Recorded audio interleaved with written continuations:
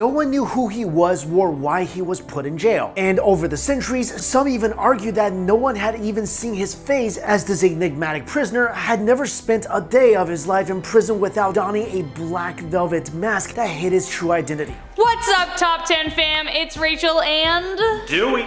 And we're here to bring you yet another list that will make you question reality. From spies to maybe aliens. In today's list, we bring you mystery after mystery of our top 10 mysterious people with no past. My Facebook memories make me wish I had no past. Yo, that was a big thing during quarantine. It's really true. It's like, I don't want to know that. Yeah. I don't want to remember that. Starting us off at number 10 is Jerome of Sandy Cove. There are a few different versions of his exact discovery, but back in September of 1863, Nova Scotia, Canada, on Sandy Cove Beach, an 8-year-old boy stumbled upon a man with no legs suffering from cold and exposure. Imagine finding that as an 8-year-old kid. Yeah, little Dewey probably would have screamed and gotten his high-tailed butt out of there. Once the boy brought the man back home to safety, his family and the rest of the villagers decided to name him Jerome after learning he couldn't speak English and murmured a sound that sounded like he was saying Jerome. Jerome was known to growl at others and was eventually tested by a Corsican-Canadian polyglot, Jean Nicolas, to speak French, Latin, Italian, and Spanish. Jerome couldn't speak any of them. John cared for Jerome for another 7 years along with his wife and stepdaughter. Even though he lived with a linguist, Jerome never did learn how to speak. Jerome then moved in with the Como family in the nearby town of St. Alphonse and stayed there for the rest of his life. He sadly died in 1912 and it was never discovered who he actually was. Jerome has since become popular in folk history of Nova Scotia, but still to this day, there are only theories of where he came from. One thing is for sure though. When he was examined by a doctor after being found, it was confirmed that his wounds from his amputated legs were still fresh and that it must have been completed by a skilled surgeon, meaning it was no accident. Freaky. Number 9, the Isdal woman. The reason many people go for a hike is to take in some nature, to stop and smell the flowers, to catch some wildlife, hopefully not come across a dead body this time. But that unfortunately is what happened to a professor and his 2 daughters in 1970. The woman was found in the aptly named Death Valley. Why would you go there for a hike? Just saying, in Bergen, Norway. Her body was charred, tags were removed on her clothing, her fingerprints had been scraped away, her passport was burnt, and a large amount of sleeping pills were found next to her body along with a can of petrol. They were able to connect her body with 2 suitcases at a train station, and the police thought they'd found a clue when they uncovered a prescription for lotion, but the name had been scraped away. Along with that, the suitcases also contained a coded journal and 500 German marks. Somehow the investigation was able to uncover at least 9 other aliases relating to the woman that she had used all across Europe, but never who she truly was. They even found witnesses who had seen her, each with a different account of languages she spoke and what her hair color was, therefore implying that she spoke several languages and wore wigs. Finally, they tracked her down to room 407 at Hotel Marlin, and the last words she spoke leaving the lobby were, "I'm coming soon." 30 years later, a man came forward with more information that he indeed saw the woman walking into a forest with 2 men in black coats, suspicious, and the police told him to keep his mouth shut. After all the digging they'd done, it wasn't hard to put together that this woman was a spy, and that whoever killed her never wanted anyone to know who she really was. Sometimes I feel scared for my life on this channel, because what if I know too much now? At number 8, we have John Doe number 24. Back in October of 1945 in Jacksonville, Illinois, a deaf teenager was found wandering the streets. This teenager was unable to communicate in any way, but strangely enough could print the name Lewis. Nothing else though. With no luck in finding any possible relatives, the authorities sentenced the kid to the state's mental health system. He was the 24th nameless person to be put in the system and was therefore known as John Doe number 24, even though the one thing he could do was type the name Lewis. Wouldn't Lewis make more sense? Hey. Whatever, man, I just work here. After suffering from terrible abuse for 30 years in the state mental institution and losing his eyesight, mostly likely from side effects of his diabetes, he was then transferred to several different nursing homes. Even for having an unimaginable upbringing, he was always known for his sense of humor and love of dancing because he could feel the vibrations to the music. Way to keep your chin up, buddy. Although sadly in 1993 he died of a stroke in a nursing home and it was never discovered who or where this poor soul came from. He is however remembered in the song John Doe number 24 by the singer-songwriter Mary Chapin Carpenter. Good on you, Mary. Number 7, the man in the iron mask. not the film. But you may have seen the movie with Leonardo DiCaprio thinking it was just a mere piece of fiction. Well, au contraire, mon ami. The man in the Iron Mask did indeed exist and remains a 350-year-old mystery. In 1669, this man was arrested and for 30 years was held in the Bastille until he died in 1703.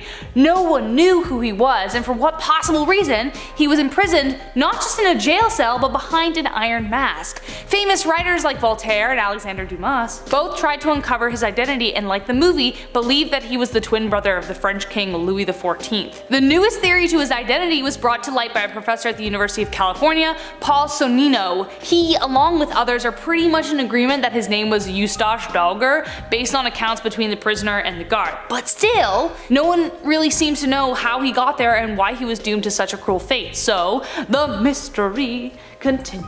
Coming in at number 6, we have Bella of the Wych Elm. Let's travel back to 1943, just outside of Stourbridge, England, in the Hagley Wood, where 4 boys playing came across a human skull hidden away in the trunk of a witch hazel tree. When police finally showed up on the scene, they found much more than just a skull. Police found an almost complete skeleton of a woman with small bits of clothes, 1 shoe, a wedding ring, and buried nearby a severed hand. There was also a piece of taffeta stuffed in the mouth, meaning this poor woman was asphyxiated, and it was believed her skeleton had been there for about a year and a half. Due to the fact that England was still right in the middle of World War II, the identification process of the deceased woman was slowed down quite significantly. All that was known was she was approximately 35 years old, 5 feet tall, brown hair, and some messed up teeth. Around Christmas of 1943 to 44, in the small nearby town of Old Hill, strange graffiti started popping up on the sides of buildings and other random locations in white chalk.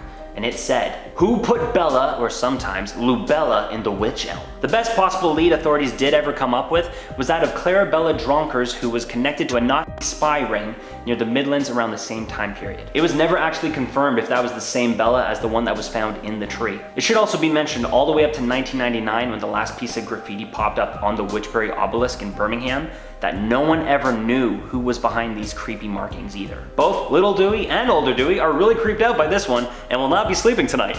Thank you. Number 5, Agent 355. The Culper spy ring was George Washington's response to a hasty retreat made by them in 1776 that left the British controlling New York City. He needed intelligence. He needed spies. He needed Agent 355. They were so good at keeping secrets that to this day we still don't know the identity of some of these spies. Not even Washington knew who was spying for him. We do know that 355 was code for a lady, however.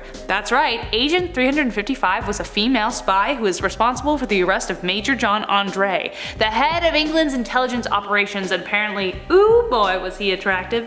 He was dashing, handsome, and women fawned over him, but he was no match for 355. She'd often seek him out at parties, and after a couple of drinks she caught wind of his plan to sell West Point to the British. Thanks to her discovery, he was arrested and hung after documents pertaining to the deal were found on his person. The only other suspected fact about her was that a female spy was reportedly killed on a prison ship in 1780. There are some theories as to who she was, but none confirmed. The lady, whoever she was, not only committed her life to secrecy, but her death as well. Moving on to our number 4 spot, we have the Man of the Hole, also known as the Last Tribesman or the Loneliest Man on Earth. This guy was found back in 1996 in the Amazon rainforest on a patch of land surrounded by cattle ranchers. No one has any clue of the origin of this man. The only theory out there is that he is the last man standing of a local extinct tribe. But what tribe is that? No one knows. There isn't even a person out there who could understand the language he was speaking. The Man of the Hole nickname was given to him because of his signature practice of digging 6-foot deep holes filled with straw, thatch, and giant leaves, and using it as a home until he moved on to the next one. It is believed that other than shelter, these holes are used for trapping animals. He also has his very own garden of manioc, corn, pawpaw fruit, and other produce. In 2007, Brazil's government protection agency for natives officially made it illegal to develop or trespass on the Man of the Hole's land. He was also granted the rights to his traditional land in Brazil's constitution. As of 2014, it was reported that the Man of the Hole was still alive, but not much is known anymore. After all, if you get too close to him, he will shoot you with an arrow. So how about we just let him be and let him enjoy his completely off-grid lifestyle? You know, might be a good idea. Alright, number 3, the Poe toaster. This sounds ridiculous, but here we are. Why is a raven like a writing desk? Well, that's because Poe wrote on both. Though that riddle may have been solved, there is one that still remains. Edgar Allan Poe created quite the following with his haunting and heartbreakingly beautiful poetry, the definition of dark romanticism. The man had many secrets, and some say his work had a connection to the supernatural in some ways. But nearly a century after his death, a strange tradition surfaced in 1949. Every year on his birthday, in the early hours of the morning, a figure cloaked in black, assumed to be a male, using a silver-tipped cane, toasts the grave of Poe with a glass of cognac. Before he departs, the man leaves 3 single red roses on his grave. No one knows who he is, whether it's the same man or different ones. No one has ever seen his face, as the figure wears a top hat and a scarf to conceal it. I imagine someone could walk up to him and unmask him, but no one ever has. Spectators never interfere out of respect, it seems, satisfied never to know the answer. Coming in at number 2, we have green boots. Have you ever heard of a little mountain called Mount Everest? If not, it's not only the tallest mountain above sea level on Earth, it is also home to approximately 200 dead bodies. One of them being the most popular, green boots. From 2001 to 2014, at around 27,900 feet, on the north side of the mountain in a limestone cave, a dead body wearing bright lime green colored boots was found laying on its right side with its face turned away from view. This corpse became popularly known as green boots. Green boots became a popular morbid sight to climbers of Mount Everest, to the point of other climbers such as David Sharp, who also died in green boots cave back in 2006, lying in a hypothermic state wearing, you guessed it, green boots. It's theorized that other climbers just thought he was the famous green boots guy himself, so none of them ever stopped to help him. Still to this day, there is no real evidence to show who exactly the real green boots is, but it is theorized that it could be the body of Indian climber Swang Paljor, who was wearing green boots the day he went missing on Mount Everest back in 1996, or his climbing partner Dorje Mora. Both of these climbers died in the 1996 disaster on Everest when a blizzard reportedly killed 8 climbers on their way to the summit. No matter what, you'll never know the true identity of green boots, and I definitely won't be able to see Mount Everest as anything other than a massive graveyard ever again. And last but not least, we have D.B. Cooper. Good old DB. If you want to talk about mysterious people, then we have to talk about DB. Plus, if you've watched Loki on Disney, spoilers. It was the afternoon on November 24th, 1971 in Portland, Oregon, when a man with killer sunglasses used cash to buy a one-way ticket on flight 305 bound Seattle, Washington. He called himself Dan Cooper. Donning a smart business suit and white shirt, he ordered a bourbon and soda. Classy guy. He slid a note over to the stewardess, which she thought was the number, but then indicated that he had a bomb in his suitcase and wanted her to sit with him. When seated, he revealed a case filled with wires and told her to write a note to the captain demanding 4 parachutes and $200,000 made in 20s. When they landed, he exchanged the passengers for the money and the parachutes, kept a few crews so they could fly the plane to Mexico City, but of course, he never made it there. Cooper leapt from the plane at a little past 8 p.m., money in hand and a parachute strapped to his back. Despite years of searching and investigations, no one ever heard from him again. That was our top 10 list of top 10 mysterious people with no past. If you like this video, you know what to do. Do the thing, like it. That's right, just like and subscribe, and maybe you get to hear more of these people with no past.